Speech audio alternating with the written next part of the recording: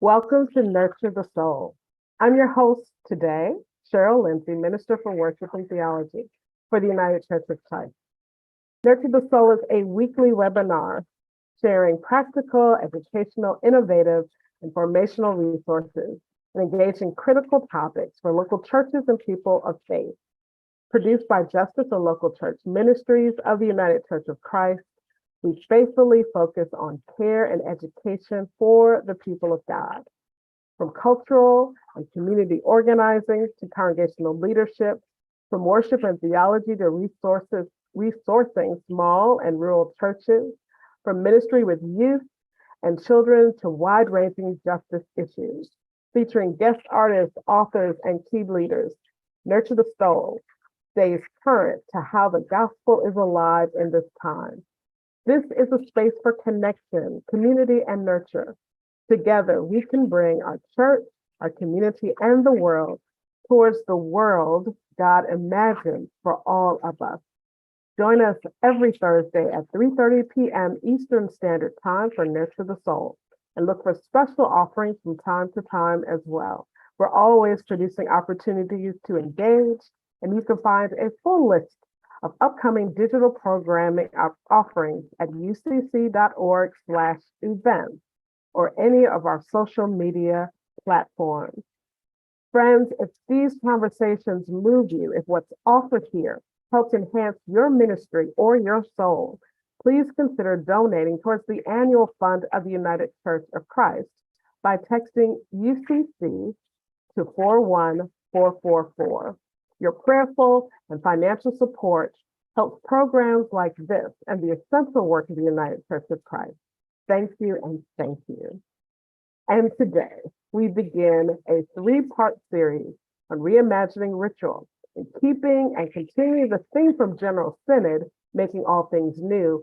We'll be launching on a multi-layer project to do a new thing with ritual, liturgy, and worship under the umbrella of reimagining ritual. This webinar series begins the conversation, and I could think of no better conversation partner for this topic and in this moment than Marcia McFee. Marcia McFee, PhD, is a professor, worship designer, author, preacher, and ritual artist.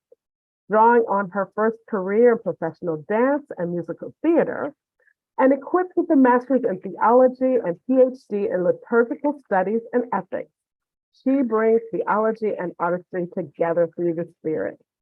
Her reach and impact is extensive as she equips worship planners, teams, and leaders with the skills and inspiration needed to make worship come alive.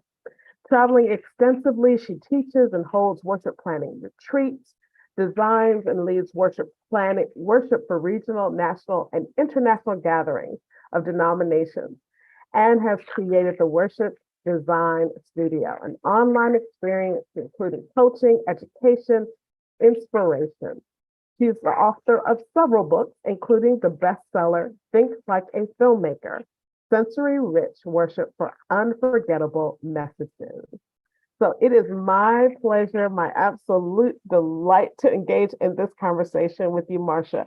And I just want to open our time together, hearing your thoughts, your reflections on this moment that you've titled the Metamorphosis moment. Thank you so much. It's great to be here. First of all, I just want to say thank you, Cheryl, for the invitation, for the conversation, and thank everybody who's on and who will be listening afterwards. It's just always great to be with folks. There's no other way to do it, right? We just can't do this on our own. So thank you so much. And whenever I hear somebody like read my bio, it makes me tired. Who does all that? I edited it down. That was not the full bio, Marcia. You've done so much more. I have to tell my staff to stop sending out that bio. Well, you know what? There's a lot of work to do, right? God has a lot of work for us to do. So we do what we can. But it's really great to be with you. And yeah, I mean, this moment, and I have been calling it a metamorphosis moment for a couple of years now, as we've been slow. It seems like we're continually emerging. We're like in the pupa stage still. from sort of trying to figure out what church is, what ritualizing is in this moment, when it feels like we got on this fast track of change, and change was happening already. I mean, let's get real here. It's not as if this, it was a moment when everything changed all at once. We were already feeling the need to address, how our ritualizing needs to expand. And I don't think it's, I use that word expand on purpose, because I don't think it's a matter of, throwing the baby out with the bathwater at all. It never has been. We as humans have many ways of ritualizing, and we're going to have a diversity of ways. It's why we have a diversity of churches. Nobody's going to do it the same, and that's a gift. We know that's a gift. So, the metamorphosis metaphor, it came about because I just am fascinated, of course, with nature and how nature can teach us some things. And just looking at this incredible creature that completely, from a ground groveling thing to a fly across the earth thing, there's got to be some wisdom in that, right? So I wrote an article, and if you don't mind, I'm going to share my screen just because I think it helps as people are taking in the information. Please. So, metamorphosis moment, ritual artistry in the work of the people. People who've studied with me before know that liturgy is the work of the people, and I take that very seriously. Ritualizing doesn't happen unless it's a participatory event. It's not something we just go as onlookers. But I was asked to write this article by a journal called Liturgy, and they asked me to sort of, what does the next 50 years look like, Marcia? And like, well, let me look into my crystal ball.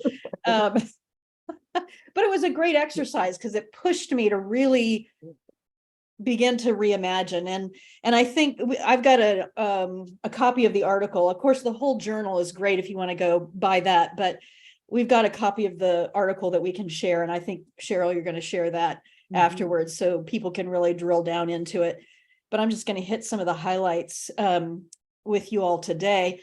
The sections of it are this, hanging upside down. So that's the moment we're in, right? And then these are some of the things that I'll just touch on today that are in the article. Create a fluid sense of what we understand as sanctuary. Cultivate rhythm flexible options, because people's rhythms changed over the last few years. Were already changing, and so we got to lean into that. Community facing casual opportunities is another thing we can cultivate, and this comes from my belief that when we are called to be ritual leaders, ritual artists is what I call all of us, it's not just that ritual happens on Sunday morning. Ritualizing happens in many, many different ways, from really casual kinds of things like, I don't get out of bed unless I got, the coffee ready to go, right? That's a ritual. And I have a morning ritual called CCC, coffee, contemplation, and candles. And sometimes it includes the cat, so sometimes it's forcing. But, this idea that we are ritual beings, ritualizing is part of our DNA. And so cultivating ritual artistry in all people. And I'm not just talking about church people, right? I'm talking about how we are to serve those of us who've studied ritualizing, those who've studied worship and are ritual artists. How can we serve people who have spiritual needs, but are not necessarily making the church the place where they get those needs met? I think we can take what we're creating and expand it. So that's, in a nutshell, that's where I'm going with this stuff. So, I think the first thing we have to do is to name the goo that we're in, because I think we are in that pupa stage. We are hanging upside down. We are inside that chrysalis, and our DNA is changing. Now, those of you who are science geeks will tell me your DNA is not changing. Our DNA is not changing. Okay. But there's a whole lot of change going on, right? and we're having to apply who we are, what we know to this moment. It's a lot. It's a lot to deal with. I mean, ministry was always a lot. But when we put all of these things that we do in ministry, and then we put a layer on top of uncertainty, then exponentially it becomes a whole lot. So just to recognize and name, we're in a goo moment. We don't have to have all the answers. In fact, we don't have all the answers. And certainty is not really what we're after. For me, I think curiosity is what we have to really lean into in this moment, because that's where the creativity will come from, is curiosity, not control. Like, I'm doing a whole lot of C's. A lot of C's. Right? Keep going with that C alliteration, but not control, right? Because creativity has actually a really hard time in the midst of trying to control. So it's a lot, just to recognize that. And then to recognize that history actually can help us relax into change, because change is what happens. Like, right. You know, this isn't That's our the first constant. radio. Change is a constant. Change is a constant. So let me just read the very first paragraph of this, just a couple sentences of my article, because I think it says it in fewer words than I can say it to you right now. For many reasons, places and ways of worship have changed throughout time. The artifacts communities leave behind, stone henges, burial passage tombs, baptistry ruins, roofless and glassless medieval church edifices, abandoned chapels retrofitted for B&Bs or pubs, and more recently, church property broken and shared as a sacrament of affordable housing, testify to the impermanence of what we try desperately to believe is timeless. The human need to find meaning and mark sacred place and time, however, is indelible. And we will keep doing this as long as we are humans, for this is as much who we became as the development of our upright posture. So I think it's just part of who we are. It is part of our DNA that we will ritualize. Let me digress for just a moment. I just watched a new documentary on Netflix. I don't know if y'all have seen it, but it's about some like lots of bones they found in a cave in South Africa that actually go back almost twice as far as Homo sapiens. And what they found is that these people 250,000 years ago were burying their dead on purpose and making art on the walls in these caves where they were burying their dead. Friends, we've been ritualizing since, So it's a new age, but this is not our first rodeo. We can do this. We can do this. Ritualizing changes. So going back to this metamorphosis kind of idea, one of the things that I found out in studying this is that these caterpillars have what's called imaginal discs. And imaginal discs are these blobs of cells that are hanging out in the caterpillar, and they only get activated when the caterpillar is in the chrysalis and the caterpillar starts to decay. Hello. Yeah. We're metaphoraging here. Yeah. The caterpillar starts to decay, and the imaginal discs then are fed. And these discs, all along, the caterpillar had these discs inside that knew exactly what was going to happen. These discs start to become the caterpillar. So the caterpillar had no idea, but it had everything it needed. I think we're in the same boat. I think we can learn from nature on this. I do think we have inside of us, and this kind of goes to my ritual studies roots in research, and that is that there are building blocks for ritualizing. Symbol, sacred time and place, embodiment, participation, right? There's these building blocks. that we can be assured that we have inside of us. We know these building blocks. Things might look different on the outside eventually than they do now, but those building blocks are just part of who we are as humans and what we do. So I find great hope in this. And I actually think that it's a great opportunity for creativity. Now, I am not dissing the fact that it's hard right now. Yeah. Right.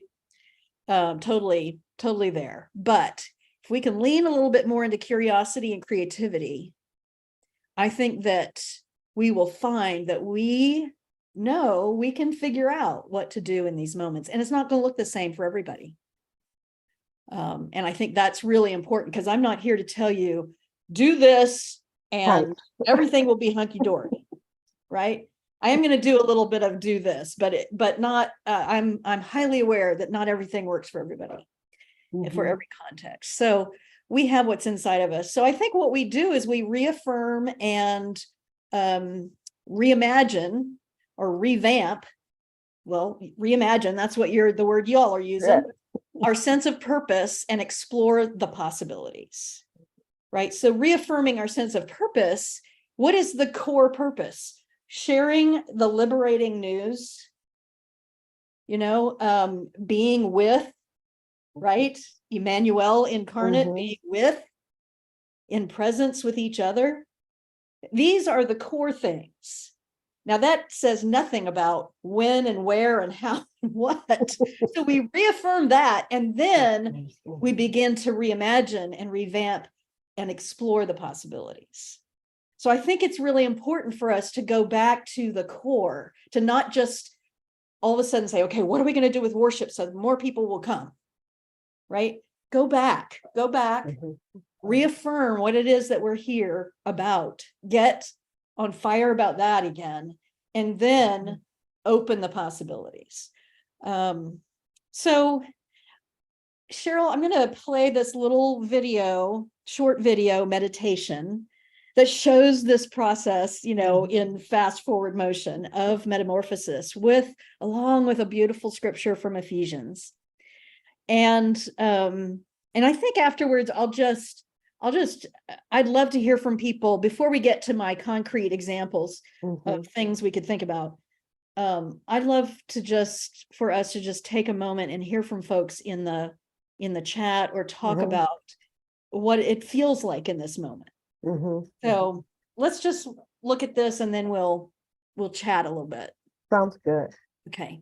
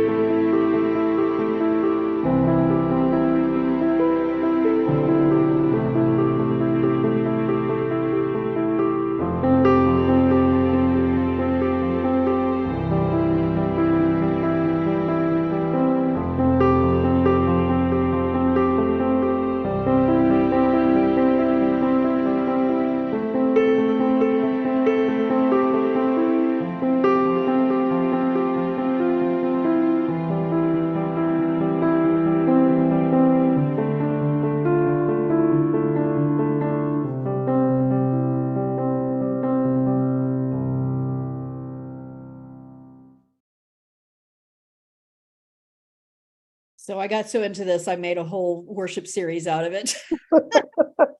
Because I was so inspired. Of course, because that's what I do. Oh, well, that's absolutely beautiful. And the process of transformation is beautiful. I'm reminding folks of the invitation to share in the chat. Folks probably are processing a little bit what they're experiencing. One of the things I thought was the caterpillar was beautiful. that's right. And in order, and this goes along with what you were when you were talking about the process of that transformation, um, you start with something that is in fact beautiful and whole, but that has to die in a sense for what's within to actually come forth. Yeah. And we see that the actual process right before our eyes of the covering of that initial beauty. Yeah. And I think in a lot of cases, when we get a taste of that in the church and just in general, and people are resistant in any way to change, it's because they get to that moment, but we don't keep going through to realize the full beauty that happens. But as soon as we reach that moment where, oh, this is uncomfortable, it's a little hard, let's go back to. Wait a second, I have to hang upside down for this? This is too much. But so when you never reach that point of saying, oh, we could be a butterfly. Mm-hmm. Or just any, just or whatever it is there. And I think that, sometimes when I start talking like this, people go right into fear and think, what, you want us to be completely different than we are right now? And that's actually not, these little transformations happen incrementally. Mm-hmm. And it's, even though we're using this metaphor of a complete transformation, I think the pupa stage actually is very long and far reaching, right? Mm-hmm. And what we do in there is we experiment and we just free ourselves to try things. But it does take getting used to hanging upside down, seeing the world from a different perspective than we imagined or thought we would. It's going to be uncomfortable. New is always uncomfortable. Change is always uncomfortable. Yeah. We got a comment from Casey Carmichael. Feeling excited by possibilities and worried that we, our local church, will cease to exist before transformation is successful. I think that's real, and absolutely. And that probably here's the resonates thing. with a lot of people. Yeah, and I just want, it's a great, it's a very true, real, like I feel you, real. Mm-hmm. And the other thing that I think I want to say is that I think part of our limited imaginations is telling us that we either have church like this or we don't. Mm-hmm. Instead of the church is still existing, but it looks completely different from what it did however many years ago. So, there are churches all over this country, and I'm sure many of you have heard stories about churches who get to the point where they go, we're no longer financially viable in this state. Mm-hmm. So what are our assets? What can we do? How can we be church? How can we shift our ecclesiology, that fancy theological word about, what it is to be church, our vision of who we are as church? How can we shift that so that it's not that the church stops existing, but it exists in a different way? Mm-hmm. And that's going to be very different for everybody, really. Mm-hmm. Mm-hmm. Yeah. Something new will be the church, says Ian, right? Mm-hmm. Yeah. So do you want to hop into some ideas? Let's do it. Yay, let's do it. Okay, so let me share my screen again. All right. So in the article, I start to talk about some things like, shifting our idea of what sanctuary is. And here I call it sanctuary enhancing, which I think is a both and thing. Mm-hmm. And that is that we get real about whether our sanctuaries are really helping us do what we actually do in them. Mm-hmm. We might be worshiping with a lot less people. We might be spread out all over Kingdom Come in that sanctuary.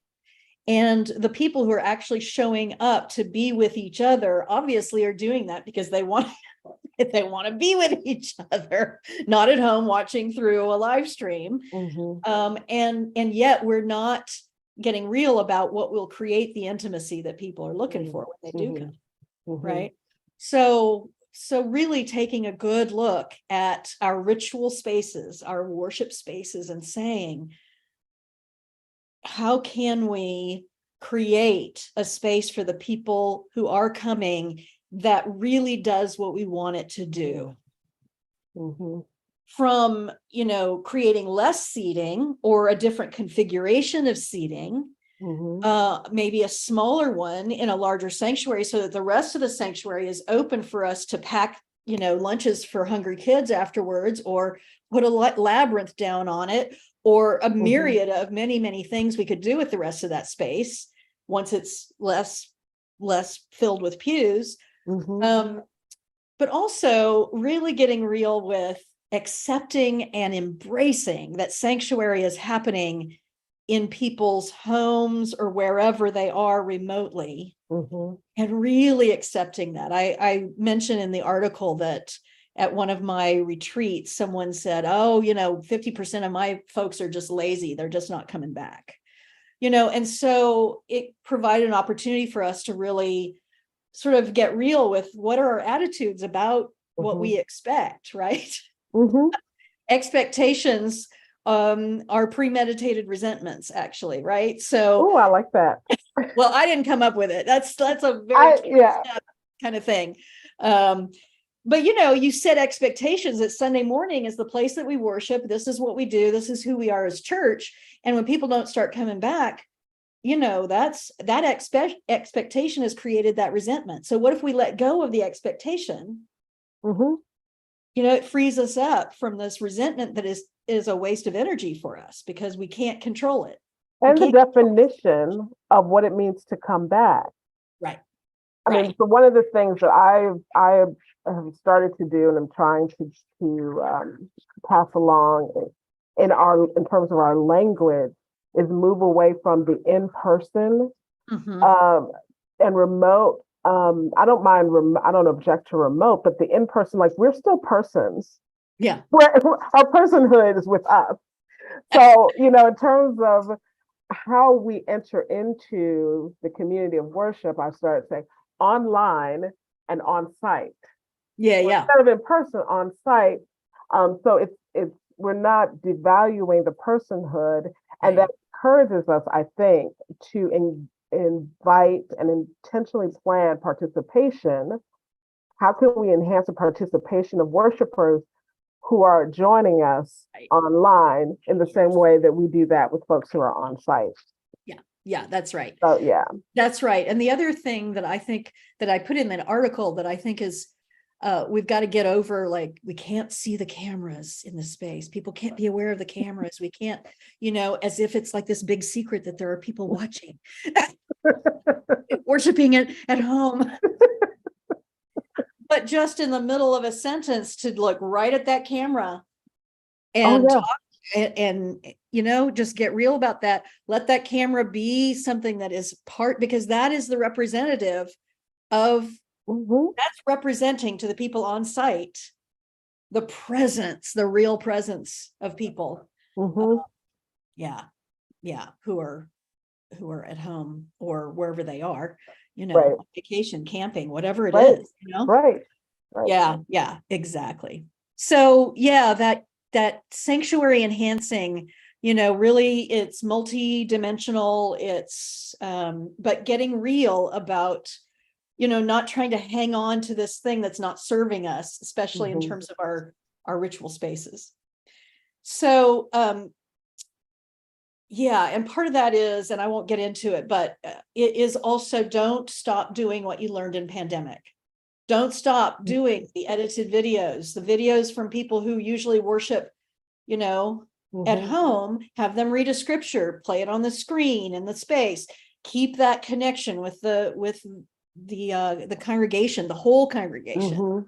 Don't forget what you learned. Keep using it. All right. So community facing is another thing. And that is that we acknowledge that we are, we can no longer just simply focus on Sunday morning and the people who are there, you know, both on site and online.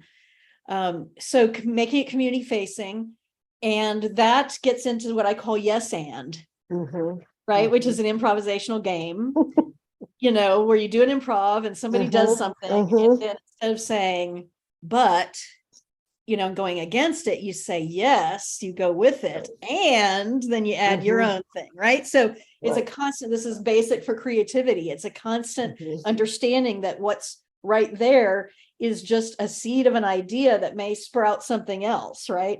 So, so yes, and how do we take what we're already creating in for our Sunday morning or whatever time worship is for you, and how do we expand that to be more community facing and to be rhythm flexible? So those are some of the basics, and I'm going to give you an example. Give you some examples using my new Advent Christmas series, because we are producing that right now. We're going to launch it next week. And we are in that yes and phase of creating ideas to suggest to churches about what they could do with the material, with the theme itself, and how they could expand that in different times, places, spaces, in order to reach people where they are, not just on Sunday morning, right? So the gift of being present is what I'm doing. It's year B, lectionary. I'm featuring the music of my friend Mark Hayes, who is like this prolific, I mean, he has written thousands of things, composer, arranger, and Amy Oden. We're doing a small group study with Amy Oden, who wrote Right Here, Right Now. So the gift of being present is this double entendre, presence and presence, right? And so let me just play this little trailer, because it's going to get people right into the theme, and then we can kind of riff on that about how we might do this yes and thing. So here's the trailer. Great.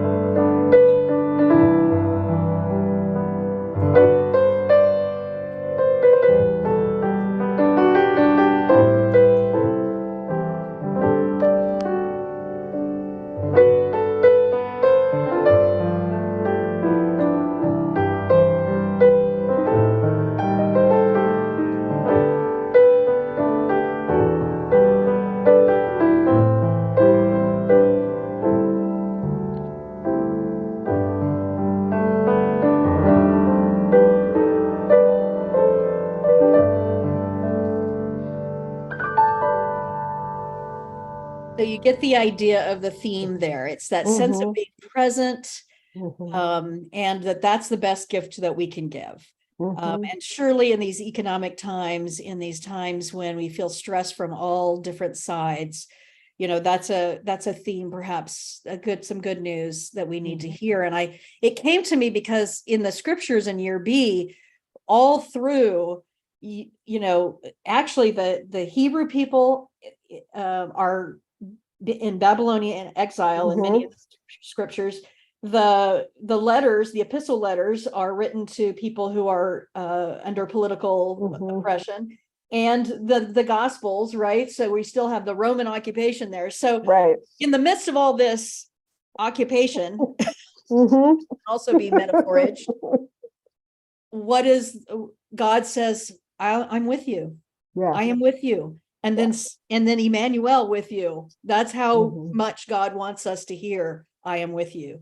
So some ideas, right? So sanctuary enhancing and yes, and so this is just kind of a mock-up of what, and I would imagine that a church would do all of these, but these are just kind of brainstorm ideas. But there's sanctuary worship and there's open house hours. So opening the sanctuary, which is, usually decked out beautifully for the community, for people who won't even come on Sunday morning. So, the sanctuary is a special quality in Advent, adorned with our favorite trimmings. We've added one symbol for our theme this year, lots of presents, that invites us to consider the best gifts we can give as the gift of our presence and those who need it most.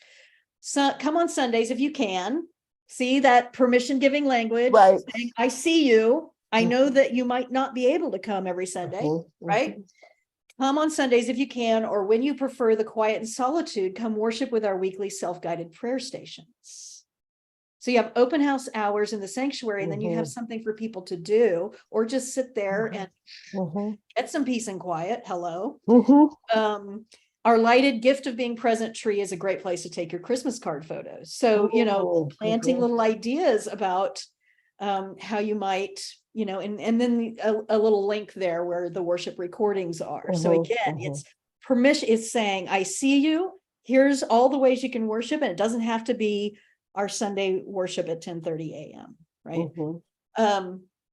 A one-day retreat, right? So this multi-generational retreat, including age-appropriate groups, will jumpstart your meaningful journey to Christmas. We'll eat, worship, journal, talk, and create gift packages for area families in need. You'll go home with a devotional booklet for the rest of Advent to do at home. Yes, it's totally okay to put this day and Christmas Eve on your calendar as the way you participate with your church family this year. So again, permission giving around knowing that people won't be able to, or might not be able to come to every Advent service.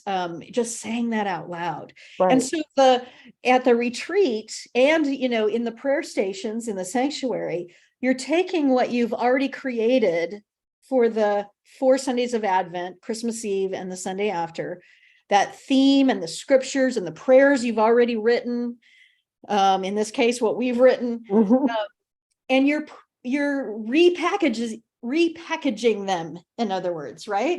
Right. You're making a station for hope, peace, joy, love.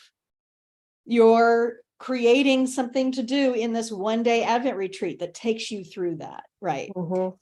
So a podcast, perhaps, right? So this verbiage, do you spend time listening to podcasts on your work commute or while walking the dog? This year, we're offering a podcast based on our theme, the gift of being present. If this is the best time for you to be settled, listen, and be inspired, give it a try.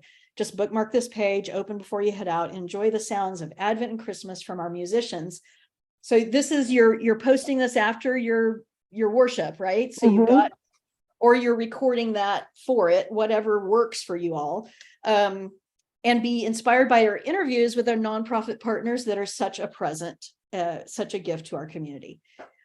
We'll have ideas for you to get involved with the gift of your presence, right? So again, repackaged, same music your musicians are practicing, same whatevers, but in a package to meet people where they are on their commute. And that's going to be for a church that has a lot of commuters. That's not going to be for a church that doesn't have a lot of commuters. Well, but someone in the chat talked about being a disabled person. Like there is an accessibility element I see in what you're offering, particularly with the podcast. I mean, I think of members that I have who are not able to get out, or the Sunday morning is not a good time for them, but a podcast would reach them from that perspective. So that's great. That's great.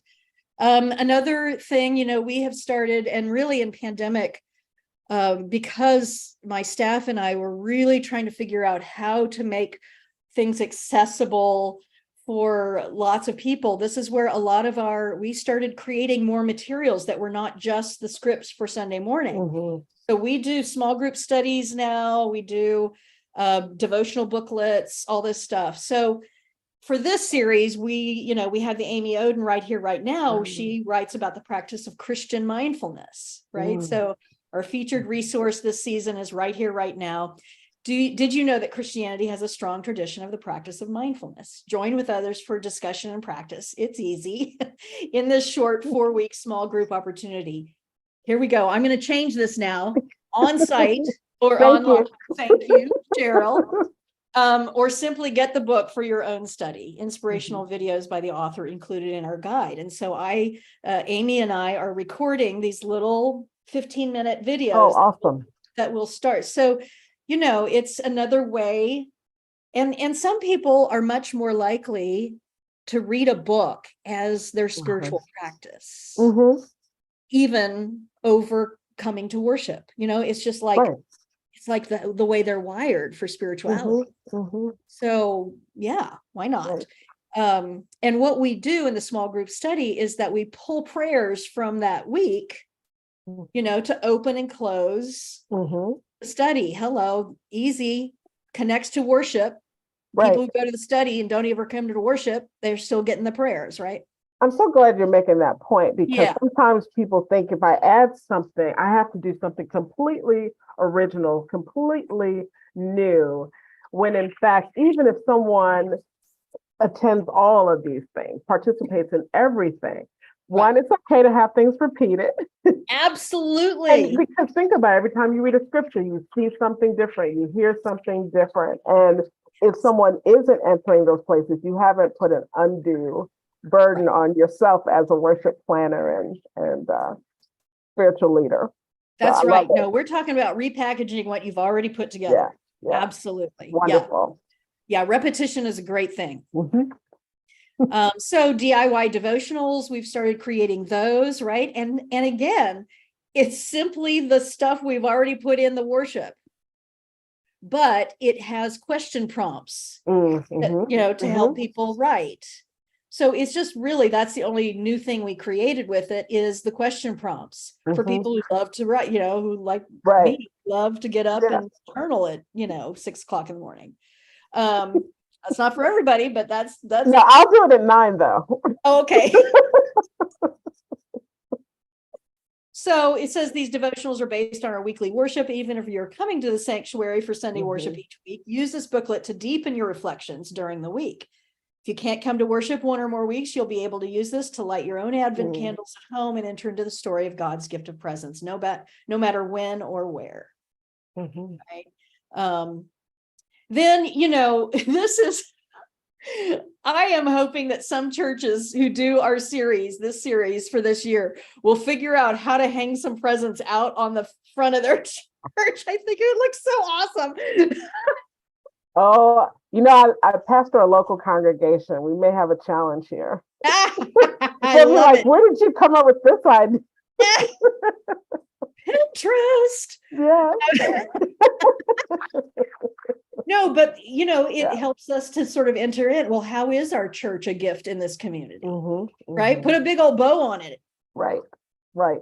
So sign up to help decorate, so again, how many ways can we get people interested? And not that they're going to do everything, but different things for different folks. And then we're caroling on the steps.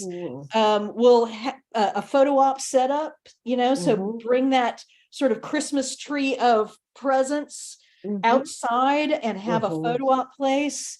We'll be handing out gift tags to people to say, you are a gift, right? So how many different ways can that gospel good news get out there? This is what I call spiritual encounters of the casual kind. People are just walking down the street, right? Use those real estate boxes to put copies of your devotional journals in and let people take one. How are we interfacing and intersecting with the larger community? And then this is just an idea for a mini retreat. And that is just kind of a time of coming together to brainstorm about how we will be a presence in a special way in this time. So, it's going to be different for different communities. It could be, if you are in a port city, you might make gifts for people who are working the ships, on Christmas Eve and not with their families. You might be, I mean, every context is different, but every context holds a possibility. Right. What's the imaginal disc that's popping up? Right? Yeah.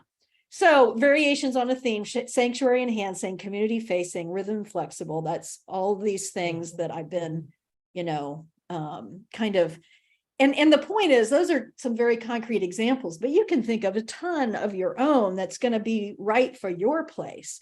But the whole idea is to understand that hanging upside down and seeing something from a different perspective is actually a gift. Right.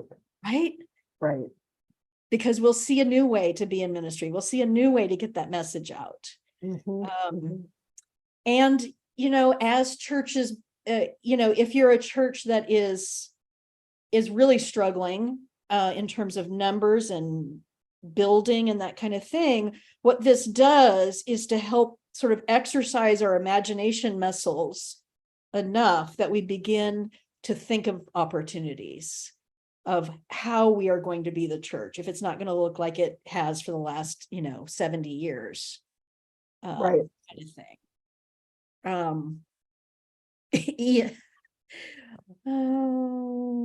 Yeah. Yeah. I'm just looking at some of the comments. Yeah. So we've been there's a little bit of a side conversation, which is always great. In the comments, couple of things that have been said. Catherine acknowledges she's a retired biology teacher. We are in the stage of hanging upside down. I love it. She understands this metaphor. I think a lot of folks are in that stage, and it does give you a different perspective. When you're upside down, you see things you probably haven't been attentive to also. And so I just wonder, when we think about leading people through this process, and this goes to a question that Ian put in the Q&A about the goo, and what strategies are available that we can help people navigate by beginning to accept the fact that you have to have the goo stage. You can't skip that.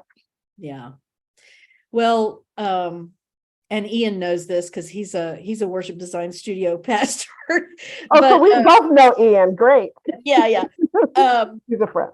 He is awesome. My answer always is, when we need to dig deep into something, don't call a meeting, do a worship series.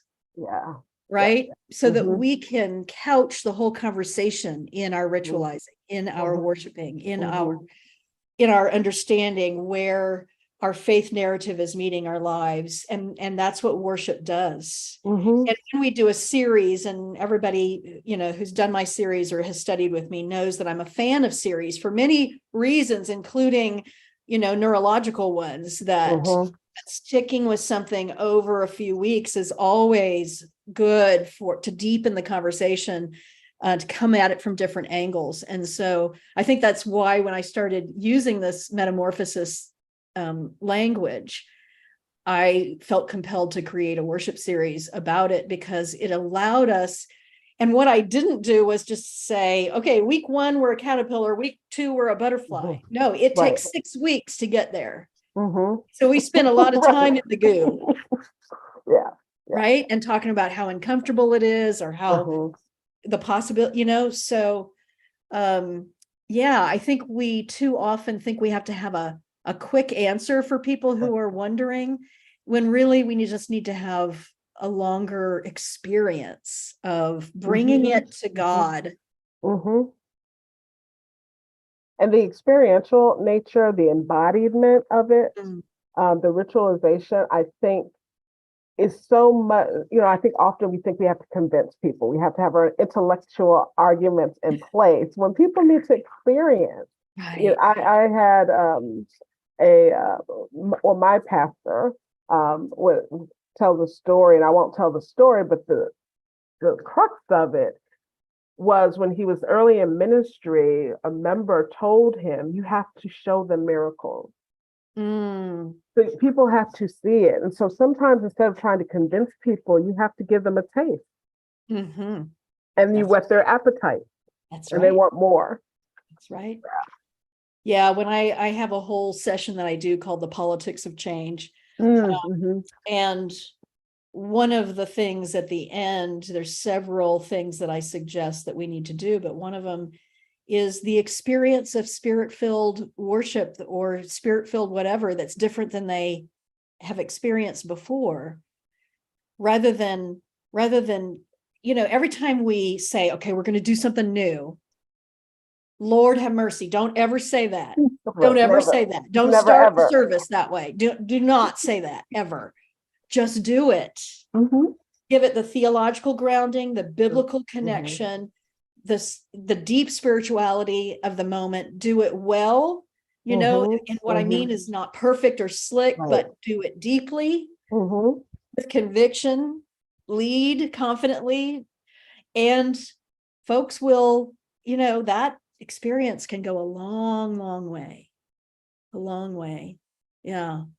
Absolutely. Yeah.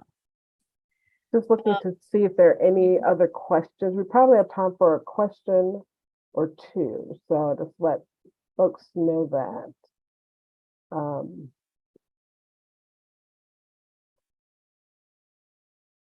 Yeah, there are suggestions to work with other congregations. Imagine that congregations working together. I mean, that when we begin to see the opportunity for collaboration instead of competition, that the world is open for us. Yes, absolutely. So yeah, just a lot of good ideas here in the chat. Yeah. The one thing I will mention is, as Marcia said, there's some resources that we'll make available. So those who have registered for the webinar, you'll receive an email within a day or so with links to those resources. But also, if you are watching on YouTube at some time down the road where all of our webinars are housed, we will put the information in the comment section or the description on YouTube as well. So good. Make all of that available. Yeah. I think what I want to say is this, that being innovative, and I've said this already before, it's not about throwing the baby out with the bathwater. Being innovative is really about taking that deep structure. We talk in ritual studies about deep structure. And we have in Christianity, we have a deep ritual structure, right? A fourfold pattern. We have this beautiful container. And the innovation doesn't come with just, redoing everything. Right. It comes from taking that which we have inside of us already, it's part of our tradition, and then putting that alongside, and this is something our brains love to do. They're like, yummy. Putting it alongside a kind of thought pattern or a theme, right? So an idea. And then you get these points of connection with scripture and what's happening in our lives, context. Like, this is where it gets yummy, is discovering those points of connection. And then the innovation, rather than saying Sunday morning has to hold the entire responsibility for everyone's spiritual nurture. The innovation happens when we take what we create and all those yummy intersections, and then we say, what else can we do with this? How else can we proclaim this good word? So yeah, I just, once you get into that mindset, it's life-giving for a community. I can't tell you how many churches, just by trying one of our series or creating a series that has something that is tangible, that connects with their lives and that they see out in the world. I'm always trying to do things that are very common, like to highlight presence. We're going to have presence under the tree anyway. So, How can we get Right. people every time they look at the presents or think about buying a present to think about being present with each other? That's when it explodes and it just feels fresh because it's alive. Yeah. And I think that's the joy of it, and capturing the joy, the creativity, the curiosity takes you in that moment when you are hanging upside down. But when you think about, and I love the fact that you show that video because it made seeing the image, I was struck by the fact the caterpillar is designed to hang upside down. Yeah. Like that moment, it may be jarring, it may be uncomfortable, but again, they have what they need to be sustained through it. And I think that's true for us as well. And we discover that when we take those bold steps. Yeah. And part of it is trust, right? Yes. I mean, we just got to trust and believe. You know, as I was recording with Amy Oden the other day, she goes, "We're functional atheists," right? Yes, I've said that too. Because we want to trust, but is God really going to be with me? Right. It takes trust to just go, okay, stuff is going to change, but the constant is going to be the presence of the divine one. Yeah, absolutely. And we are people of the resurrection. So we should know a little bit something about coming back to life when something appears to have ended. That's right. That's right. What a joy. What a pleasure this has been. Thank you so much for sharing with us today. I know that you have a number of resources that we will be providing and sharing with those who joined us. And I certainly want to express my appreciation for everyone who has taken the opportunity to share your stories, whether it's in the chat on Zoom or perhaps on our social media platforms. I'm sure the comment sections there have been also deeply engaged. As always, we're grateful for your presence, your gifts, and your questions. Thank you for being with us. And join us every Thursday at 3:30 Eastern Time for Nurture the Soul. The next couple of offerings will be case studies on reimagining ritual. Next Thursday, we will be joined by those working on Then Let Us Sing. It is a hymnal project, a music resource project from the United Church of Canada, which the United Church of Christ has been a collaborative partner. So we'll have a chance to preview a little bit of that work. And then the following week, we'll look back on our General Synod worship experience and look at some of the rituals that we created for that time of gathering as well. As always, we are producing opportunities to engage, and you can find a full list of upcoming digital program offerings at ucc.org/events or any of our social media platforms. And if you missed it up front, please consider donating towards the annual fund of the United Church of Christ by texting UCC to 41444. Your prayerful and financial support helps programs like this and the essential work of the United Church of Christ. Thank you, thank you, thank you. And I look forward to seeing you again next week. Goodbye. Siblings in Christ, if you are moved by this conversation, if what's been offered here has helped enhance your ministry or has nurtured your soul for the journey, please consider donating to the annual fund of the United Church of Christ by texting UCC to 41444. Your support will help to provide programs like this, which are an essential part of our ministries in the United Church of Christ. Thank you for your support. Be blessed on your journey and know that you are not alone. We are holding you in prayer. Amen.